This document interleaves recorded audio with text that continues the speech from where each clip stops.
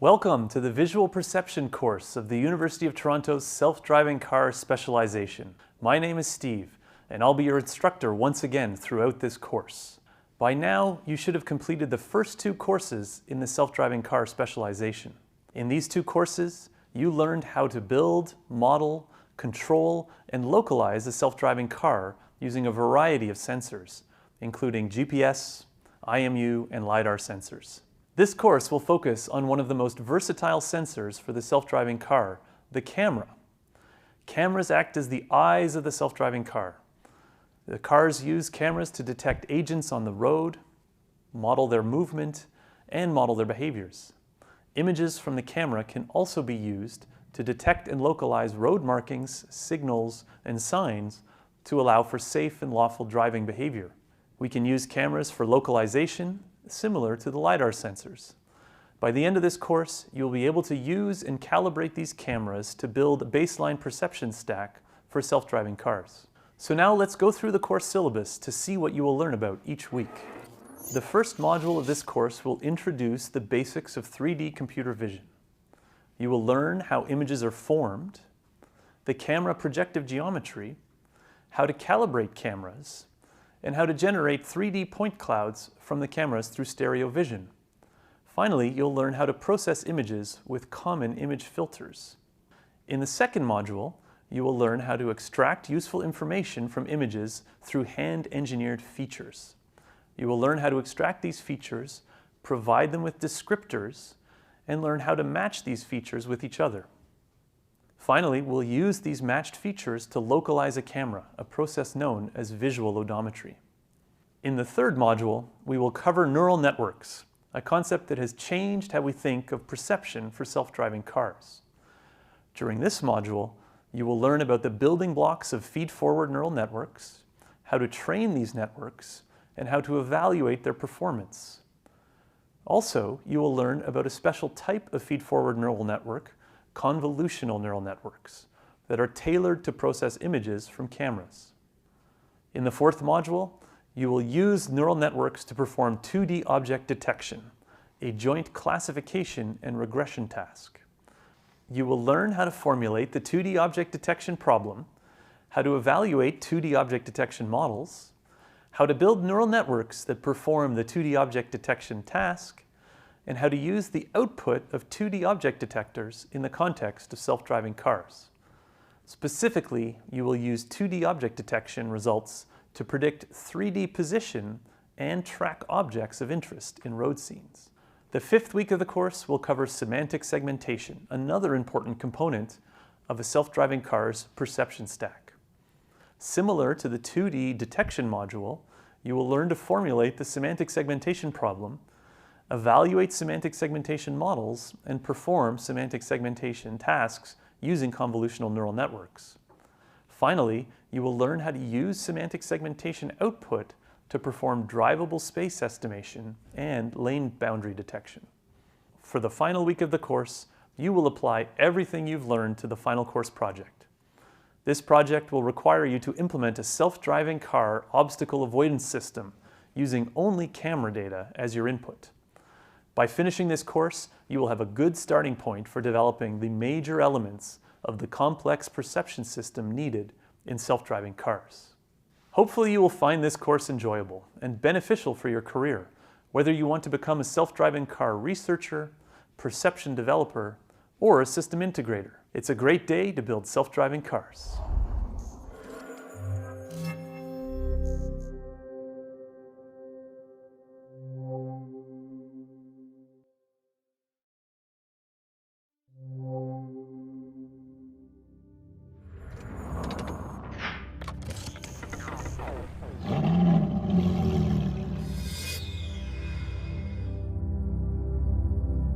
I was a generalist as a kid. I loved all kinds of stuff. I thought I could be a scientist. I thought maybe a physicist, maybe a chemist. No idea, really. I really was clueless as I grew up.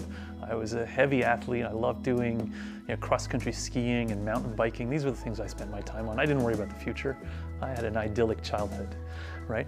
And then, you turn 16 or 17 or 18, you start to think, I got to do something fun with my life. And that's where I started picking up these challenges and realizing what it was that kept driving me. So I loved solving math problems. I loved, doing chemistry or doing calculus challenges with my friends after school. This is the kind of stuff I did just on the side with no real focus, right? And so it wasn't until I really started to try to pick something to do that I found these specific applications where the things I like doing actually come up all the time. So as I graduated from university, I actually took a job at Pratt & Whitney Canada, which is one of our small jet engine manufacturing companies. And while I worked at Pratt & Whitney, it was fascinating. We got to do things like test out jet engine controls. And so I had all this fun exposure to aeronautics. But the challenging part about aeronautics is that there's an extremely strong safety requirement. And so everything you do has to be buttoned down and has to work precisely every time you do it. And so the development in that area really is dictated by 30-year-old technology that's been vetted over and over and over. And so that was really frustrating for me as a young engineer trying to get things moving and trying to change the world. So I took those wonderful experiences from the aerospace industry and that focus on safety, and I turned it into a graduate career where I entered aeronautics and astronautics and started building drones.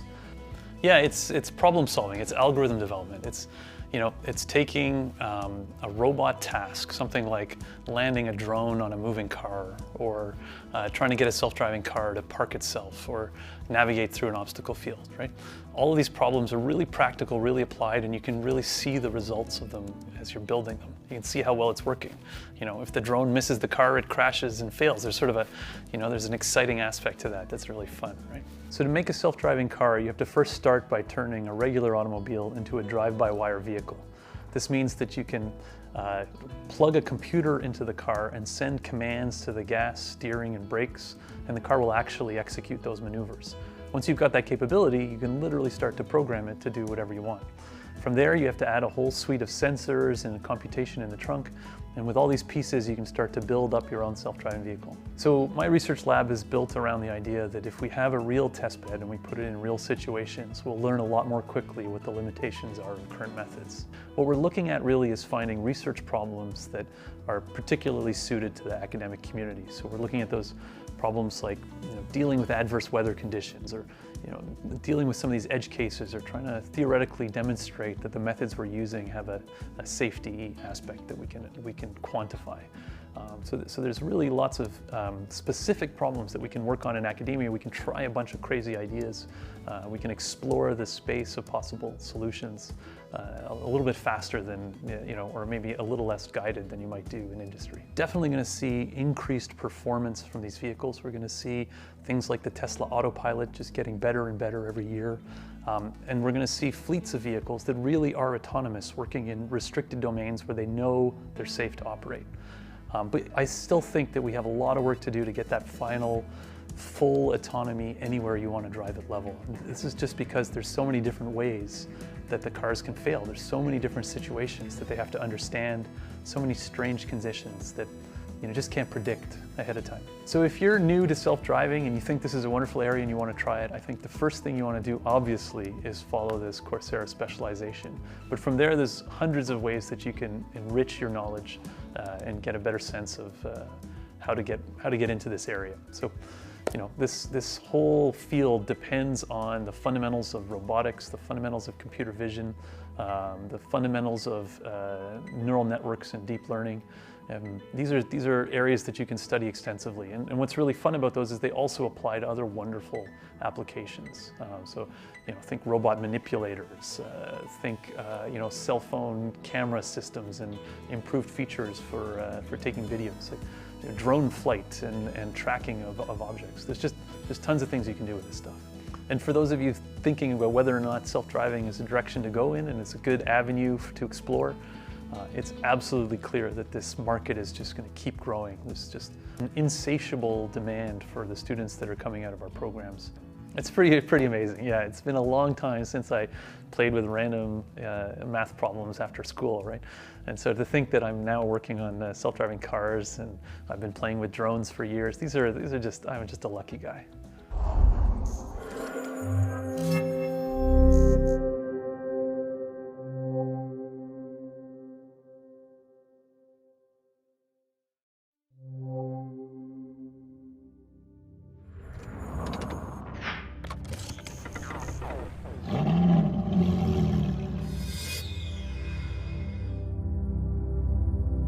My name is Jonathan Kelly, and I am an assistant professor at the Institute for Aerospace Studies at the University of Toronto, Canada.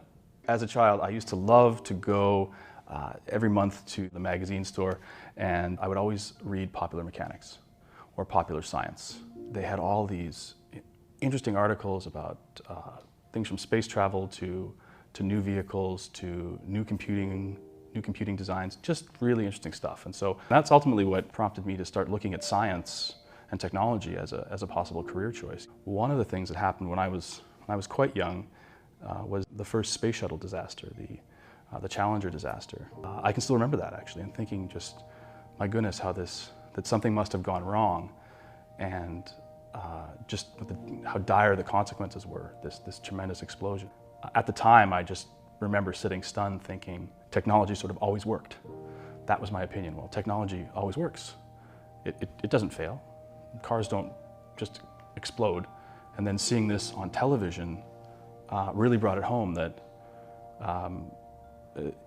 engineering really does matter. Solid engineering is critically important in these life-threatening or potentially life-changing situations. Self-driving cars are in many ways very similar, right? We have a responsibility as engineers to design these systems to be as safe and reliable as possible as we can. It's one of the things that's the most exciting technology revolutions that's really coming in the near term. New ideas, new technologies, new designs are coming down the pipe every single day.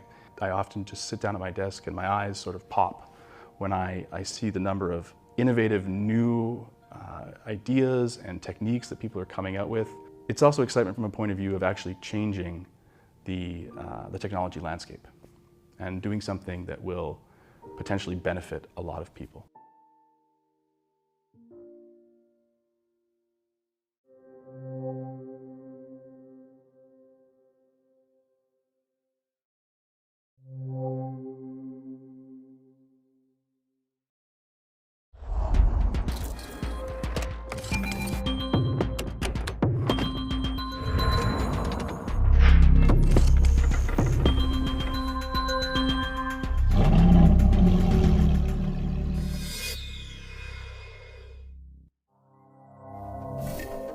Hello, and welcome to the University of Toronto's Self-Driving Car Specialization. My name is Stephen. And my name is Jonathan, and we'll be your instructors throughout this specialization. The self-driving car is the sleeping giant which can change everything. Road safety, mobility for everyone, while dramatically reducing the costs of driving. This specialization will teach you what you need to know to kickstart a career in the autonomous driving industry. Whether you're coming from academia or industry, these courses will provide you with the foundational knowledge and practical skills you need to help build a new future with self-driving cars. Throughout the courses, we'll show you real-world data and scenarios from our research and from our own self-driving car, or what we call the Autonomoose. After decades of applied and award-winning research, we at the University of Toronto are excited to show you the nuts and bolts of autonomous driving. There are a total of 4 courses in this specialization. In the first course, I'll introduce you to the self-driving car software and hardware architectures. By the end of this course, you'll be able to design a basic hardware system for a self-driving car, identify the main components of the autonomous driving software stack, and create a safety assessment strategy for a self-driving car program. You'll then learn to develop the complete model of a vehicle's motion, define a PI controller for longitudinal control, define a path-following controller for lateral vehicle control, and test out your control designs in the CARLA simulator. In the second course of the specialization, I'll teach you about state estimation, sensing, and localization for autonomous vehicles. By the end of this course, you'll understand the key methods for parameter and state estimation, develop and use models for typical vehicle localization sensors, apply extended and unscented Kalman filters to a vehicle state estimation problem, and register point clouds created from LiDAR scans to a 3D map of a static environment. In the third course, I'll teach you about visual perception for self-driving cars. After completing this course, you'll be able to project 3D points onto the camera image plane, calibrate the pinhole camera model, apply feature detection, description, and matching algorithms for localization and mapping, develop and train neural networks for both object detection and semantic segmentation. You'll apply these methods to vehicle tracking and drivable surface estimation. And in the fourth and final course, I'll teach you about motion planning for self-driving cars. By the end of this course, you'll be able to devise a trajectory rollout motion planning method, calculate the time to collision with static and constant velocity objects, plan routes over complex road networks, define high-level vehicle behaviors and transitions for vehicles navigating through intersections around parked cars and merging, and develop kinematically feasible paths through an environment with static obstacles, compute velocity profiles that satisfy speed, curvature, and moving object motion planning constraints, plan behaviors and execute maneuvers to navigate safely through the world, and gain valuable experience in debugging and testing self-driving algorithms in the CARLA simulator. So by the end of the specialization, you will have a detailed understanding of the architecture and components of the autonomous driving software stack, and will program your own self-driving car. Since we're teaching you how to program your own self-driving car, the courses in this specialization have several prerequisites. First, you should be proficient in linear algebra and be familiar with matrices, vectors, matrix multiplication, rank, eigenvalues in vectors, and inverses. This background will help you with control, state estimation, perception, and planning algorithms throughout the courses. You should also be comfortable with statistics, and in particular, working with Gaussian probability distributions. This knowledge will be important for state estimation and for perception when we're estimating vehicle speed and heading from GPS and inertial measurements, for example. You should also be comfortable with basic calculus and physics, such as forces, moments, inertia, and Newton's laws. It's certainly helpful to know how to drive a car, but since the cars will be self-driving, it's not a hard requirement for this specialization. If you don't have these necessary prerequisites, there are excellent robotics, AI, deep learning, and other courses that you can take on Coursera to prepare you for this specialization. Autonomous driving is a constantly evolving and changing field, so keeping up not only with self-driving knowledge, but also robotics, AI, and deep learning will help you keep your technical skills sharp.